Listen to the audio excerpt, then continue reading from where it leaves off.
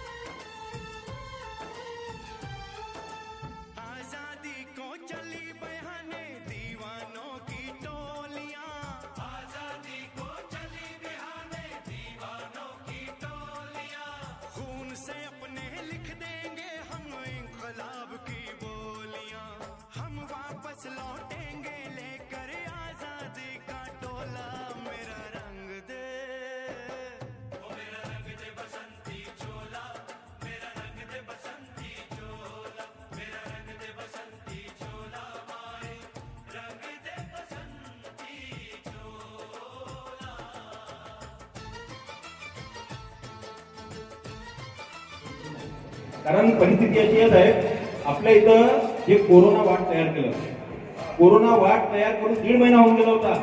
सीएचच्या 100 metre अंतरावर ते corona ward होतं. सीएच आपलं सर्वसामान्य रुग्णालय इथं त्यांनी 1.5 महिन्यात जाऊन नव्हतं काय. ही वास्तविकता आहे. म्हणजे आपण ज्यांना देवदूत मानतो तो कोरोनाच्या बाबतीमध्ये काय ट्रीटमेंट लोकांना देते, तर हे त्याच्यामुळे आम्ही सगळे कार्य करतो आणि आम्हाला कार्यकर्ता म्हणून राहणं कधीही आवडतं. नेता बिता हा आपला विषय नाही, नेता बिता हा आपला विषय नाही असो. आणि भाऊनी खूप छान मार्गदर्शन केलं. यानंतर मी पुन्हा या ठिकाणी उपस्थित सर्व आपल्या तरुण मित्रांना कार्यकर्त्यांना विनंती करतो की आपल्या जिल्ह्यामध्ये रक्ताची खूप कमी आहे, तेव्हा आपण कार्यक्रम पण बघा आणि कार्यक्रम बघता बघता रक्तदान पण करा. कारण आपल्याला संपूर्ण जिल्ह्याभरातून फोन येत राहतात. असा एकही जिल्ह्यामध्ये व्यक्ती नसेल की प्रहारच्या कार्यकर्त्याला फोन केला आणि आम्हाला भंडाऱ्यामध्ये नागपूरमध्ये रक्ताची व्यवस्था झालेली नाही. असा ज्या दिवशी आपल्याला भंडारा जिल्ह्यामध्ये एखादी व्यक्ती भेटेल त्या दिवशी आपण जिल्हा प्रमुख पदाचा राजीनामा देऊ. त्या दिवशी आपण जिल्हा प्रमुख पदाचा राजीनामा याच्यासाठी देऊ की आपण बचूभाऊचं काम करताना आपला सगळ्यात पहिली जर कोणती संकल्पना असेल तर रक्त सेवा आणि रुग्ण सेवा. तुम्ही अर्ध्या रात्री आम्हाला फोन करा, एखादा कॅन्सरचा पेशंट सांगा, एखादा हार्टचा पेशंट सांगा, त्याने 25 लाख रुपये ऑपरेशनला खर्च असेल असा सुद्धा रुग्ण आम्हाला द्या. त्याची परिस्थिती जर नसेल तर त्याला आम्ही प्रहारच्या माध्यमातून त्याचं संपूर्ण ऑपरेशन करून त्याला सुखरूप घरापर्यंत आणण्याची ताकद जर कोणाची असेल तर महाराष्ट्रामध्ये प्रहारची. म्हणजे हे फक्त बोलण्यापुरतं नाही. कोरोनाच्या काळामध्ये, लॉकडाऊनच्या काळामध्ये मंडणगाव आहे साहेब, भंडारा तालुक्यात मंडणगाव, भिवलाल इस्तारी राऊत रुग्णाचं नाव आहे. गरीब घरचं रुग्ण आहे, लाखनी केसरवाडीची सासूरवाडी आहे. मी मंडईच्या कार्यक्रमाला त्या मंडणगावच्या बाजूला एका गावाला गेलो होतो आणि मार्गदर्शनात बोललो की जर असं कोणी रुग्ण असेल सर्वसामान्य घरात, गरीब घरात, तर आम्हाला कळवा.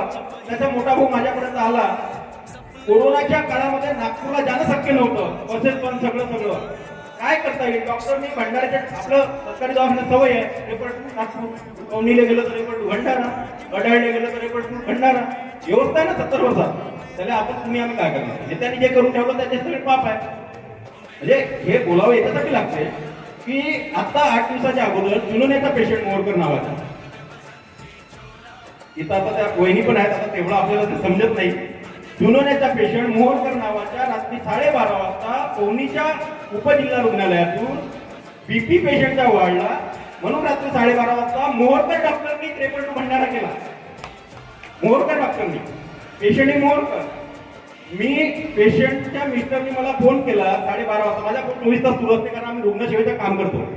आम्हाला कुठेही ऍक्सिडेंटचा फोन येऊ काही आम्ही तिथं पोहोचतो. नाही आमचं पोहोचणं झालं तर आम्ही आमच्या कार्यकर्त्याला सुद्धा म्हणजे रात्रीच्या वेळेस सुद्धा फोन सुरू असतो. मी डॉक्टरला फोन केला. डॉक्टर म्हणाले की बीपी हाय आहे. बीपी हाय आहे म्हणून तुम्ही भंडारला पाठवता. 70 वर्षात हे होत नाही. तुम्ही एमबीबीएस डॉक्टर आहात आणि फक्त बीपी हाय झाला म्हणून पेशंटला भंडारा 3 तास लागतं ना, रस्ता खराब आहे. नाही म्हणे मी डॉक्टर आहे म्हणे, मला समजते म्हणे. होऊ शकते. भंडाऱ्यातल्या डॉक्टरशी आपले संबंध होते.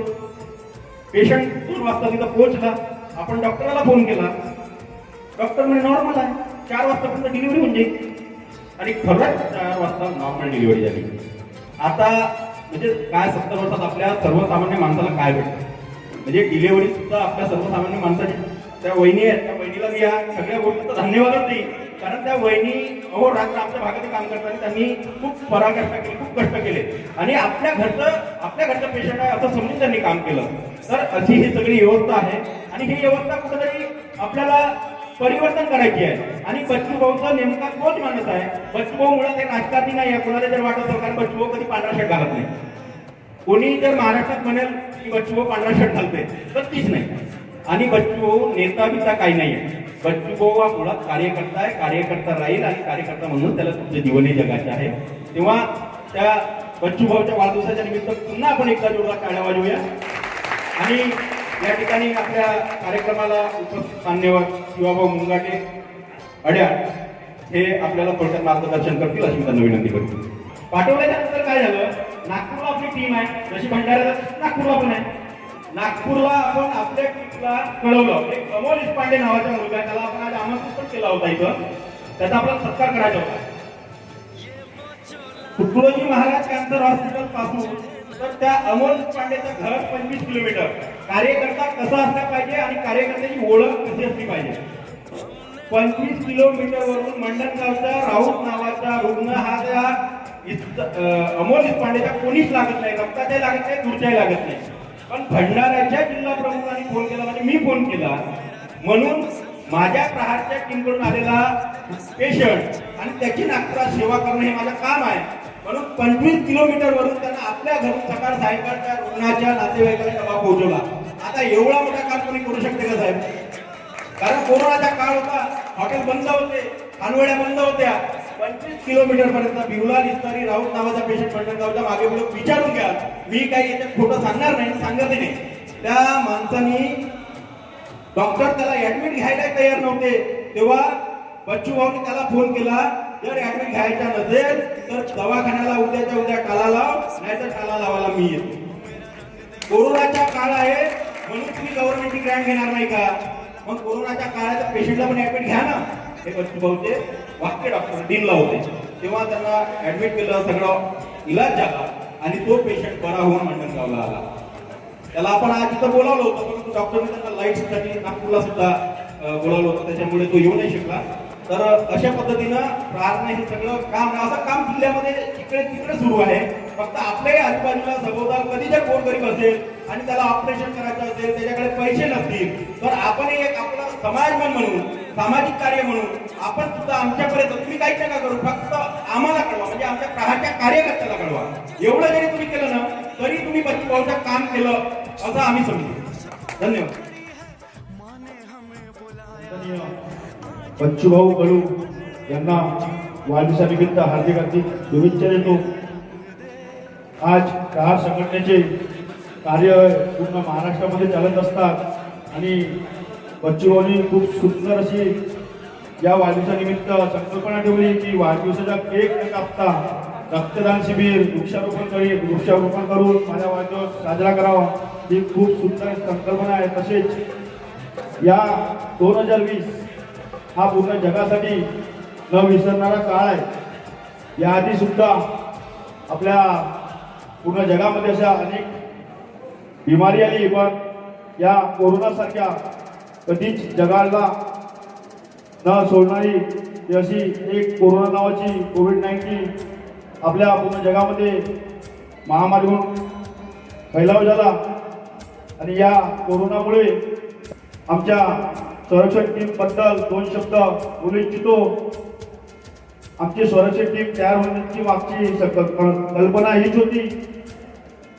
यामध्ये आधी 2 व्यक्ती जुळले, म्हणजे जसं एकदम लॉकडाऊन झालं, केंद्र सरकारने लॉकडाऊन घोषित केलं, त्यामुळे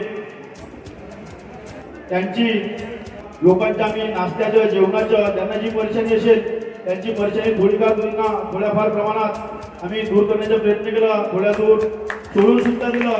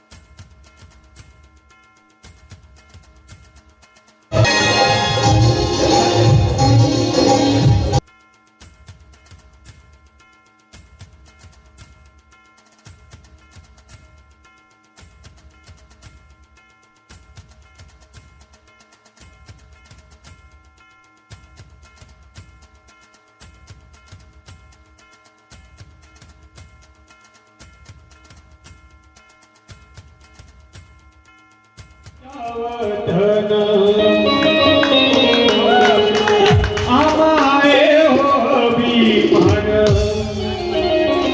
हो किती गुणी माझ्या वतन आमाये हो अभिमान किती गुणी माझ्या वतन आमाये हो अभिमान जगी शोभतो जगी शोभतो प्रहार निशान जगी शोभतो प्रहार निशान हो आमचे बच्चू भाऊ महाराज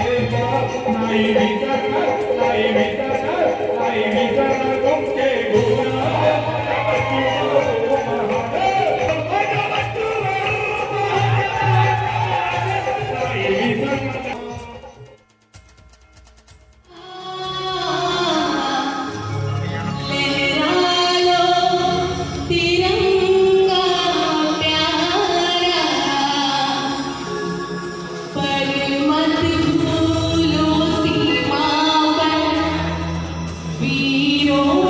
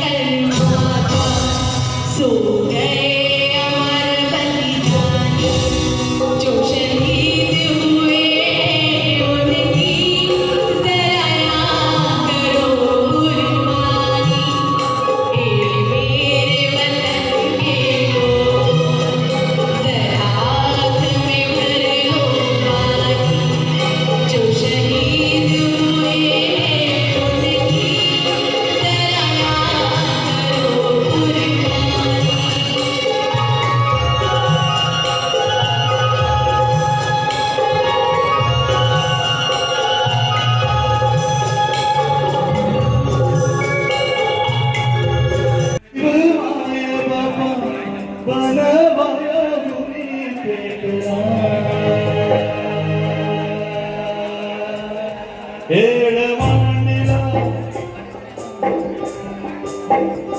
हेळ मांडिला हेळ मांडिला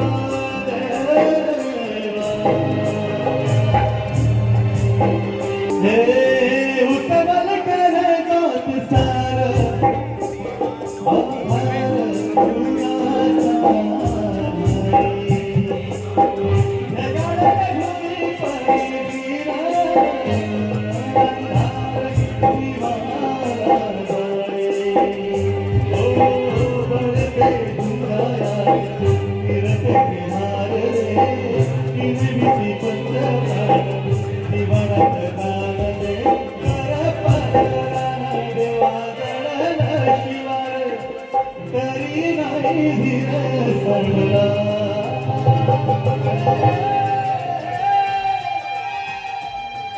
हेळ